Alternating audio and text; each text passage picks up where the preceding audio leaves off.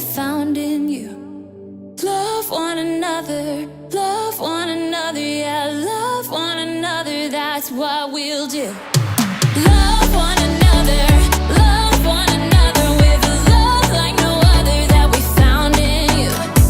Love one another, yeah, love one another, that's what we'll do. We're alive to love one another. We're alive with love like no other. We're alive, we're sisters and brothers. We're alive to love one another.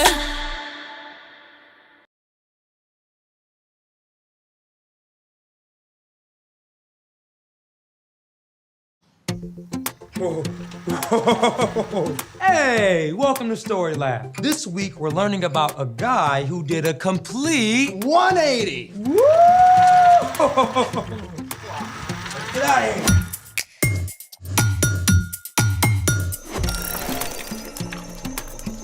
Hey, I'm Zeke. And I'm Carter. This month, we're talking about what it looks like to live like Jesus. So, how are you enjoying STEAM Camp? Well, you know what they say at camp, the learning is intense. Yo, Zeke, you gotta be a dad to make dad jokes. And when you're at STEAM camp, you have to watch out for bugs. I get it. Bugs, like as in problem with coding, right?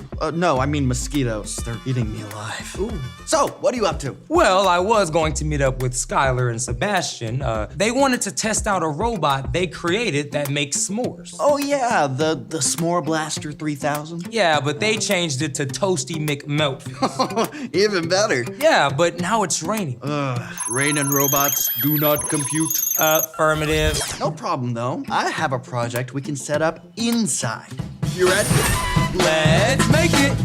For this STEAM project, we're gonna create a balance sculpture. Hey, partner, unless you're counting scissors, I don't see any technology here. True, but if you think about it, engineering existed way before computers were ever invented. Good point. So, what's first? First, you need to cut out different cardboard shapes and then paint them. Okay, wait, what kind of shapes are we talking about here? Any kind you want of circles, triangles, dodecahedrons, other shapes. It's your masterpiece. Okay.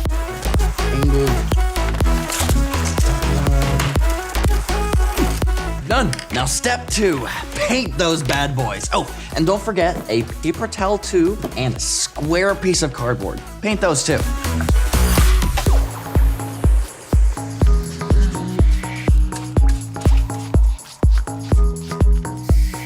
Step 3, take the paper towel tube and flatten one end like a pancake. No food similes until after lunch. Then staple it together and cut out a V-shaped notch.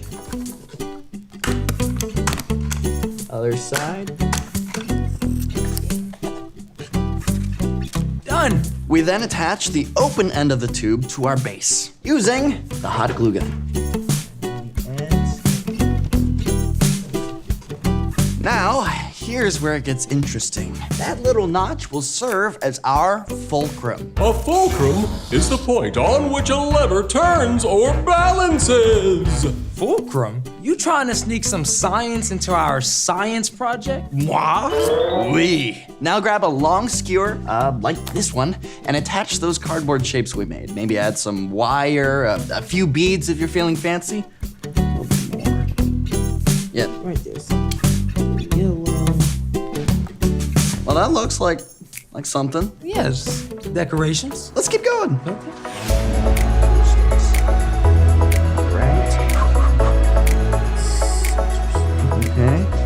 Okay, and I think our masterpiece is finished. Now, are you ready for the fun part? I'm down for fun. Now, take this thing you just created and balance it on that little notch that we just cut out earlier on this paper towel. Try and find the place on the middle or wherever it is where it stays on. All right. Oh. Boom! A work of art. Oh yeah, now that's what I call STEAM work. Let's see a robot create that. Speaking of a tricky balancing act, it's time for The story before the story.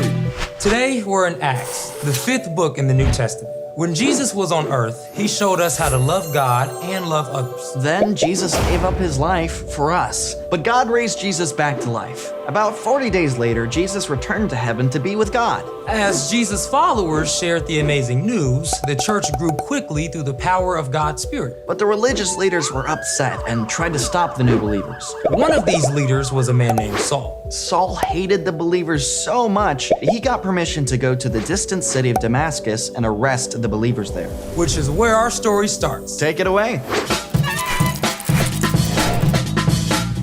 Hey everybody, I'm Brian. Today we're looking at how we can live in peace with one another, which was something that Saul, also known as Paul, had to discover. Saul was a Pharisee, one of the Jewish religious leaders. He was highly educated and knew every single one of God's laws and tried to keep them to perfection. But Saul believed that Jesus' followers were going against God's laws. So, filled with determination, he set off for the city of Damascus to get rid of the believers there. But here is where the plot twists. As he neared Damascus, Saul saw a blinding light. He dropped to the ground and heard the voice of Jesus. Saul, Saul, why are you opposing me? Who are you, Lord? I am Jesus. I am the one you are opposing. Now get up and go into the city. There you will be told what you must do. Saul obeyed, even though he was now blind. Meanwhile, God spoke to a believer named Ananias with instructions to go find Saul and place hands on him to heal him of blindness. But Ananias knew Saul was there to arrest believers. Lord, I've heard many reports about this man. They say he has done great harm to your holy people in Jerusalem. But God made it clear. So Ananias went in peace to his enemy, and Saul's sight returned.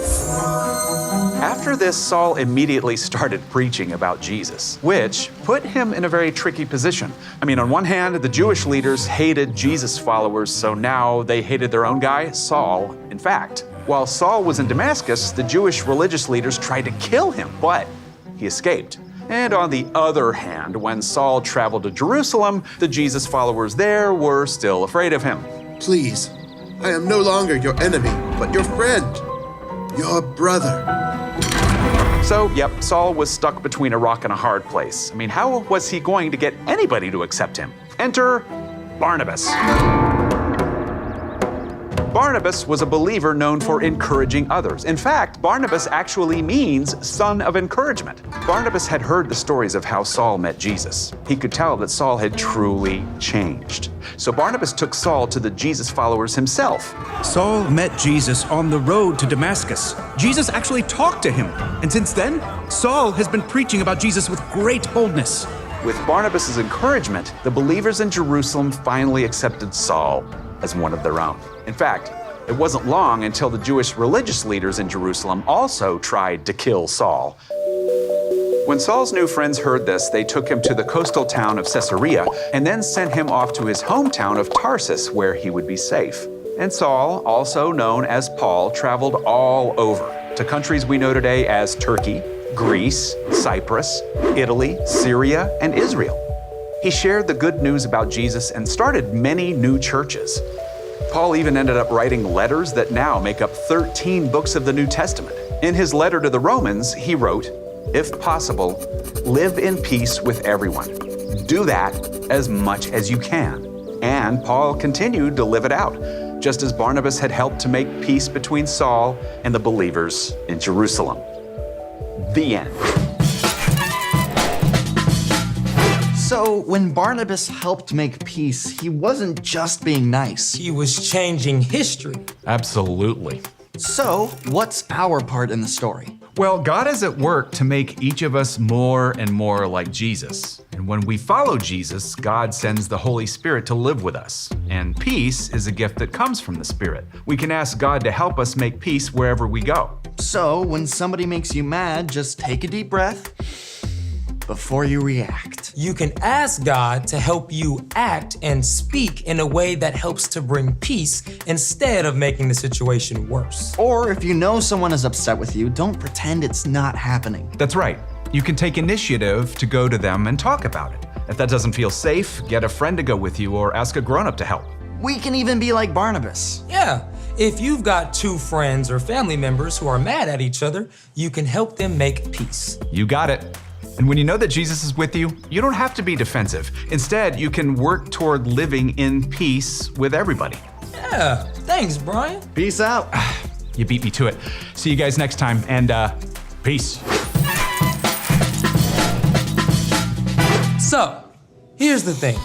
Live in peace with one another. Even when it's a balancing act. Okay, you know, we definitely have to do something with all these extra pieces that we made. Be my guest. Thanks for joining us in the Story Lab. See you next time. Okay, so what are we thinking? Like a tower of sorts? I'm pretty sure that the hot glue gun is like a superpower at this point. Oh yeah, that makes complete sense. You can make everything. And then it only takes like 4 or 5 seconds yeah. to dry. I think the Egyptians used it for the pyramids. Really? Yeah, absolutely. But how do you think they got a Don't question it too much. Okay.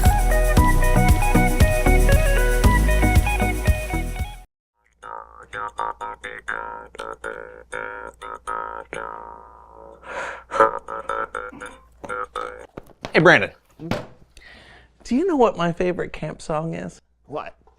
Here, I'll sing it for you. Oh, okay. Hey, you ready? Yeah. This is the song that doesn't end. It just goes on and on, my friends. Some people started singing it not knowing what it was, and they'll continue singing it forever just because. All right, This is that's the fun. song that doesn't end. Oh. It just goes on and on, my friends. I get it, because it's... Some people started singing it not knowing what it was, and they'll continue singing it forever just because. And it starts over because it's the song that doesn't end. And it just goes on and on, my friends. Some people are you for real? started singing it Are you? not knowing John, what it was. are you and they'll continue singing You it sign forever that. just Tell me what I because can it's do. a song that doesn't end. John, are you okay? It just John, goes on and John. on, my friend. Some people started singing Hello? it not knowing Hello, what it doctor? was, and I We have a camp song emergency. Help! Help! It just goes on.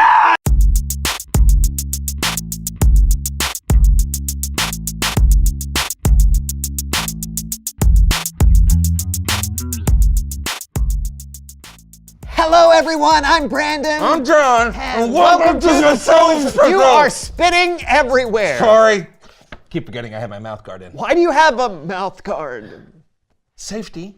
Are you planning on playing football? No, tennis. Yes, football. Okay, whoa. I'm attending a football camp where they teach football so I can improve my footballing skills. Are you okay? You seem a bit on edge. Yeah, I just found out that one of my childhood nemesis is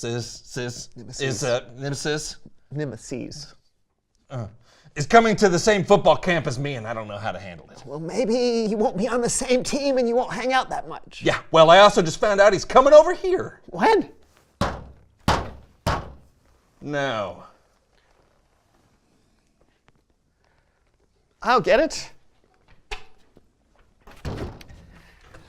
Hello. Can I help you? John. Oh, you're here to see John? Well, he's right over here. You'll come on in.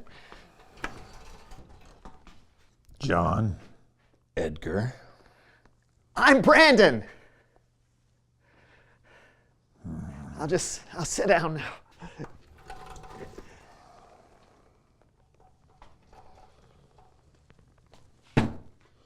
Been a while. Yes.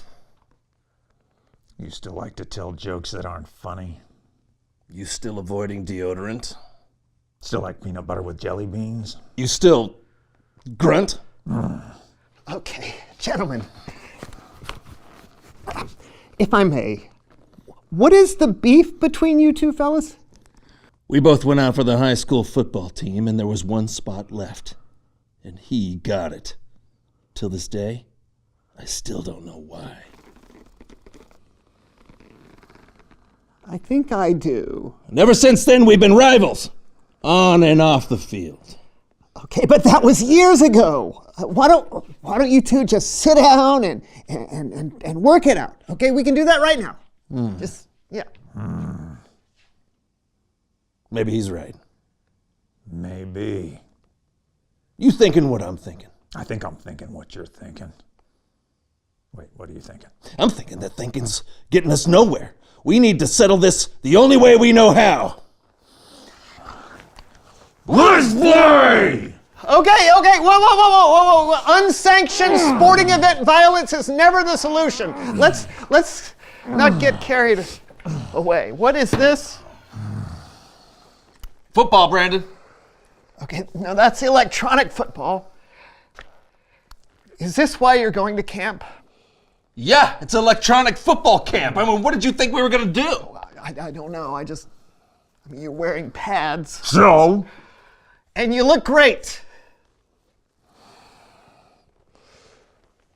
You ready for this? Are you ready, Edgar? I asked you first. And I answered first.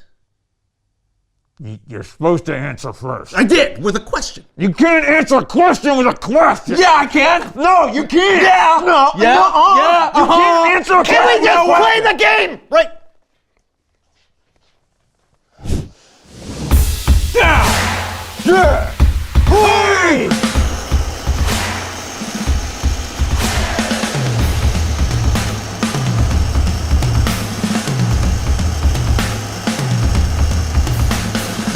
Is this all there is?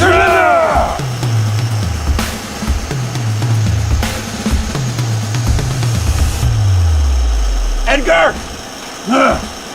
Do you feel silly? Yeah! You? I do. Why are we still fighting? I don't know. Maybe we should start over. You think we can do that?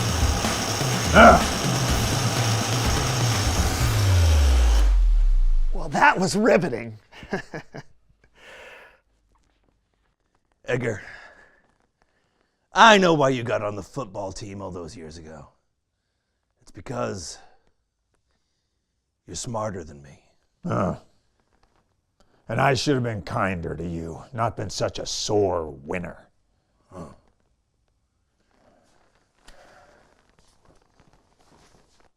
Friends? I'm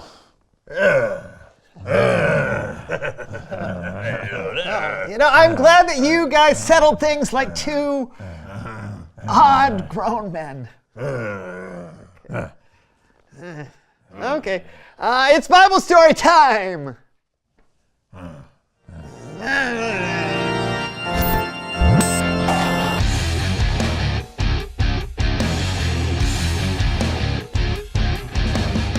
Hey fellas, what's up? Just making amends with an old adversary. How about you? What a coincidence. I'm about to tell a story about some enemies who made up with one another. They made amends. They made almonds? No, amends. You said the word first. We did? Take it away. I like almonds. You can read this story yourself in the book of Acts, chapter 9. Back in the day, Bible days, there was a man named Saul. Saul was a Pharisee, a teacher of the Jewish law, and he was not being very kind to followers of Jesus.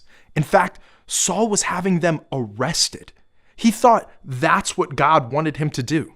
Well, one day, while traveling on the road to Damascus, Jesus revealed himself to Saul through a bright light and told Saul that what he was doing was wrong. Then Saul changed his mind and started following Jesus. But, looks like we've got some breaking news.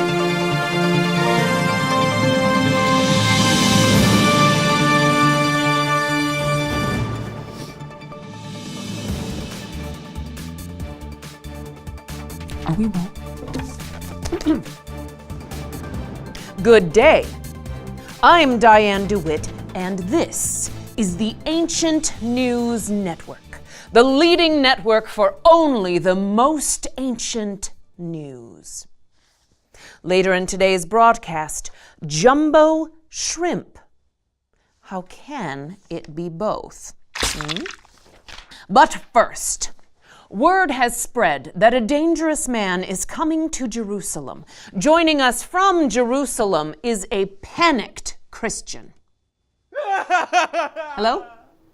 Anyone there? Seems we have some technical difficulties. Oh, excuse me. May I ask you a quick Can I? Sir?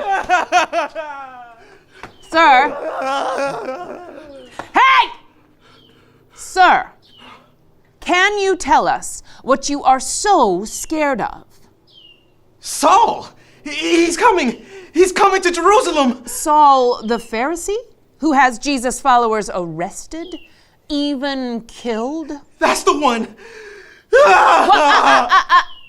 Undisclosed sources say that Saul has changed. Now, instead of arresting followers of Jesus, he is a follower of Jesus. What? No. That can't be. It's a trick, I tell you. A trick! That guy will never be welcomed here. Never! He is my enemy! I see. Well,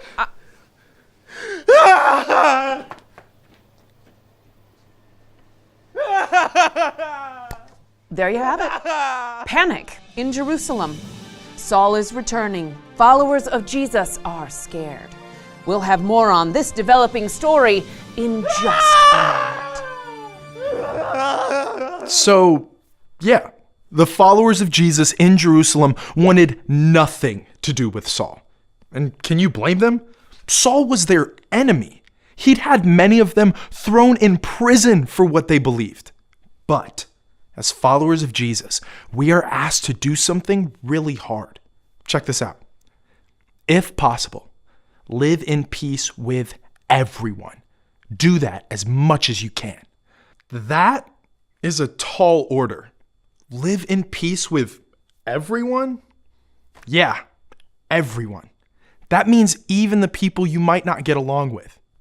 Now, it doesn't mean to let yourself be hurt, but we should try to offer the peace we've received from God to other people as best as we can.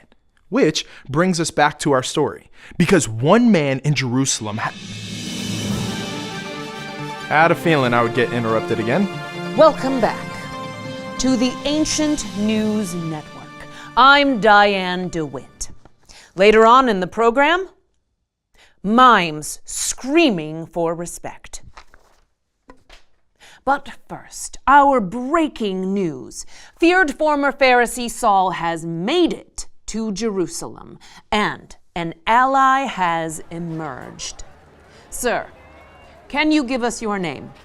Yeah, my name is Barnabas, and I'm a follower of Jesus here in Jerusalem. And I understand you had a recent run-in with Saul. Actually, it wasn't so much of a run-in as it was an invitation. I actually welcomed Saul when he got to town and invited him to stay. You did this while all the other Jesus followers wanted the opposite. Yes. Okay, so I had heard about Saul's encounter with Jesus on the road to Damascus, and how Jesus appeared to him in a bright light, and how Saul lost his sight. So Saul can no longer see? No, he can see again. I mean, God sent a man named Ananias to help restore Saul's sight. And when his eyes were finally opened, Saul got up and started preaching about Jesus all over Damascus. That's how I know he's changed. Well, I see the man I interviewed earlier behind you. Yes, I was the one screaming in fear repeatedly. But now? Well, I saw Barnabas take Saul to the apostles, Jesus' closest friends and followers, and Barnabas asked them to accept and welcome Saul. He made a very strong case. Yeah. And if Jesus changed Saul's heart, maybe I should let him change mine. So peace is restored. I would say so. Yeah. Fascinating. Thank you for sharing. Glad to hear everyone is on the right track. And there you have it. Saul and the other followers of Jesus are at peace because of the efforts of Barnabas. Up next, ketchup or catsup? People are seeing red in the debate. I'm Diane DeWitt, and this is the Ancient News Network. I love this story. Barnabas made peace with Saul even when he was an enemy. That's what Jesus did for us. Even though we were separated from God, Jesus made peace by giving his life for us. As followers of Jesus, we should try to mend broken relationships and offer peace to those around us. Let's look at our verse one more time. If possible, live in peace with everyone. Do that as much as you can. That verse was written by a man named Paul, who was also known as Saul. Whoa! The same Saul? Yep. He went on to write a whole bunch of letters that make up a lot of the New Testament. He knew firsthand how important it was to make peace. Well, I know too now. Edgar and I could be friends now because we found out what we were angry about wasn't really a big deal. I love how Jesus made peace with us even when we weren't at peace with him. And when we learn to make peace with other people, even people who might be hard to get along with, we are truly living like Jesus. So cool. Yeah, thanks. Hey, see ya. Can you imagine what would happen if me and you and everyone did all we could to make peace with those around us? You know, I wonder what that would look like. Reveal the question. Ooh, what does it mean to live in peace?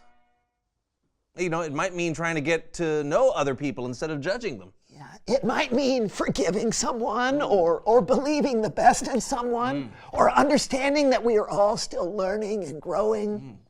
You're still growing? I stopped growing at 16. Not physically, I mean, never mind. That's all the time we have today. Yeah, what does it mean to live in peace? Talk about it together. And we'll see you next time on the So-and-So Show. Hey, I got an idea. What are you doing? Come over here. Let's mark how tall you are. I'm not growing physically. We can keep track of it All right here on the wall. Oh, yeah, sure. Okay, look at that. All right. Like this? Or? No, the back. Yeah, here we go. And great. Okay. All right. What about you? What about me? No, I've stopped growing. Oh, good point. What is the beef between you two?